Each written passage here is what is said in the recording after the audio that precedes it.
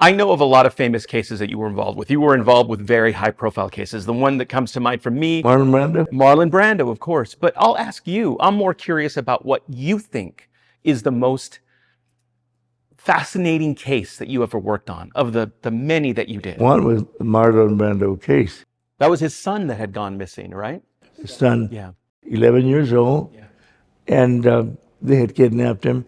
The ransom at that time was $50 million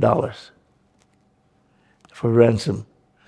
And so when Brando hired me, he was shooting the last tango in Paris at the time. So he said, Jake, I had already met him.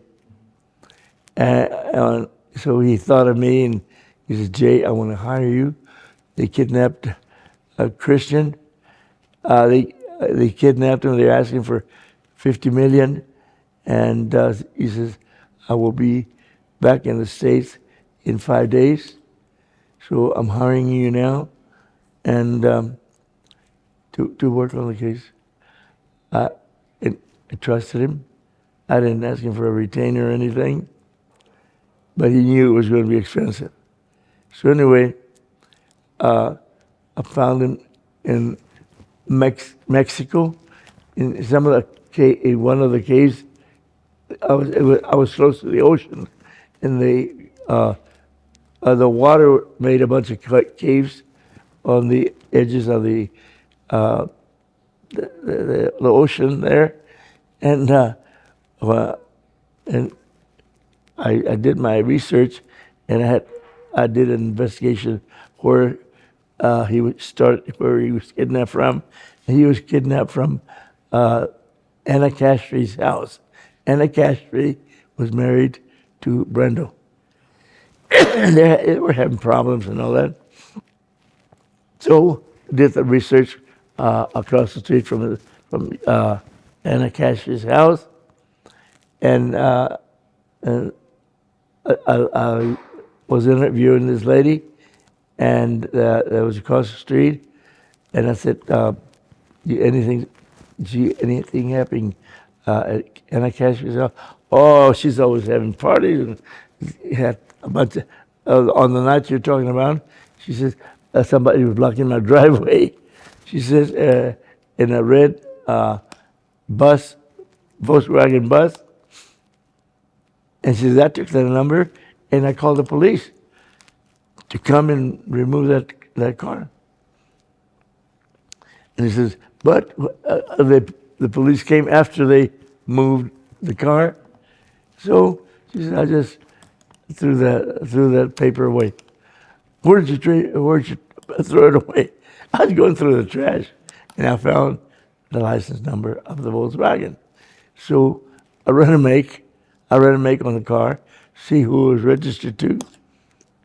They also registered to a name by the name of Kleinman, and there was a lot of Jewish families around there, and so then I knew what I was looking for, and I went to the bridge near the home to go across into Mexico. I said, if this bus, red bus, Volkswagen comes across, paid him a little money, give me a call, and just a minute, I'll tell you, we got the driver's license here of every one that goes across. They were picking up the driver's license because they didn't want Americans to go sell stuff in Mexico. So I got the license number of the bus, verified, and there was a fishing village all over San Clemente. And that was the name of the little town. So I went to the immigration, but I flew in. And in my helicopter. And I flew in, and I landed on the school grounds near the immigration office. So I went to Federales, and I says, I'm looking for this car that flew in with eight individuals, because I found out Kleinman was with, and they were all his friends that were involved in the kidnapping. So I said, I want to know, and I want to hire. I can get four of you in my helicopter. Showed them where. Oh no! One of them said, "Oh no!" He says, I'll get airsick when I get in the elevator." He said, "I'm not going to go in the Brinca Charcos." They called my helicopter Ese Brinca Charcos. And then the other one said, "Oh no, I've got 11 children, and if I was to crash in that," so he said, "We'll go with you in a Jeep." And I gave each one $1,000. And I said, I didn't tell him that he was a movie star, because Brando was the biggest movie star in the world. So I didn't tell him that I was the son of a movie star. So I'll make it short. I know you have a short time. And he says, so I says, I'll follow you guys by the edge of the ocean, and you look in the by land, and I'll look by air. So sure enough, we went 4 days, day and night. As soon as it was daylight, I would go flying in low, and I was alone. And I flying in low and to find this bus. The fourth day, I was tired. I was real tired, and I knew the Lord was going to lead me to it. And sure enough, I see. By the time you're seeing things that are not real, but then I saw this little red bus hidden in the bushes, and all you could see was the back and the license number of what I was looking for. So, I flew back, and I told the guys, that was on the fourth day, and I landed my Brigachacos close to them, and they came. I said, I've already found the bus, and I would get up as soon as daybreak. And so then I said, so you guys can come. No, we're not going to go with you. We'll go, and we'll meet you there. I said, okay. And it was early in the morning.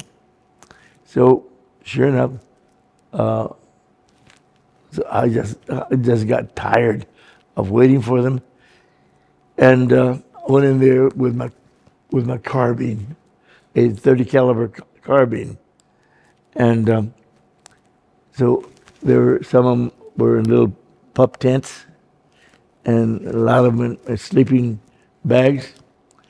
For some of them, for two. They had some of their girlfriends, and I didn't know that they took some of their girlfriends. So anyway, when I'd go and I'd zip the first sleeping bag, and they were naked. So come on, you guys, get up on because they were all American guys. Get up against the edge of the caves, and your hands on the wall. And I was real brave, because the Federales had 45s, and I thought they were right there waiting for me. And I turned around, and shit, no, there were no Federales right there. And so on the 8th person that I had up against the wall. I had them all up against the wall, and they were all bare ass naked. And so you can say that on TV now. Now it's in, everybody says because of the Bible. So then on the eighth person, there was another little tent. There was Christian Brando, almost dying of. He had the flu, and he could barely talk. And then I saw that he was in bad shape, so I looked around. Oh, I see the guy speaking. The federal is speaking from the bushes over there. You can come out now. I've got everything under control. Yo estoy controlando todo. Ya pueden salir. So they came out with the 45s, you know. I said, okay, you guys, you make the arrest for kidnapping. Kidnapping es un secuestro. Es un secuestro. So I said, I've got to take this boy to the hospital. So I got him into my helicopter. And we flew out of there. And they arrested him. And I took him. I landed at the airport in Los Angeles. And without any fly rights or anything, I was just... so anyway, so I said, Christian, call home to see when your father's coming, because he said he'd be home in about 4 or 5 days. So he gave me the number. He barely talking, and so I was on the phone booth, and Brando answered. I said, yes, sir. Who is this? This is Brando. Oh, Brando, this is Jay Arms. Oh, Jay, I've been waiting for you to call me. He says, I've got some pictures of my son, and I've got a little more information. Some of the people he hung around with, and look, I got something better. I've got Christian right here. You gotta be kidding, Jay. And I said, no, I'm not. So I said, put him on. I said, he's got to go to the hospital because he's pretty sick. Just put him on. So he put him on, and I heard him crying I heard Brando crying, and at that time he was he is a slim guy and a good voice and all that. So anyway, he said, don't move, and we'll be right there. Where you at? And I told him where I was at. So he got an escort, a police escort, it made it no time at all. And he grabbed his son and crying and all that. And let's go, Jay. And he had about eight people with him because they were escorted. And so after we went to his house, he went with Christian to the hospital with a police escort. So anyway, when he got back, they gave Christian some shots and all that. And so his Jay, whatever you want, what is it? I said, well, my fee's $50,000. He wrote a check for $50,000. I've got the check.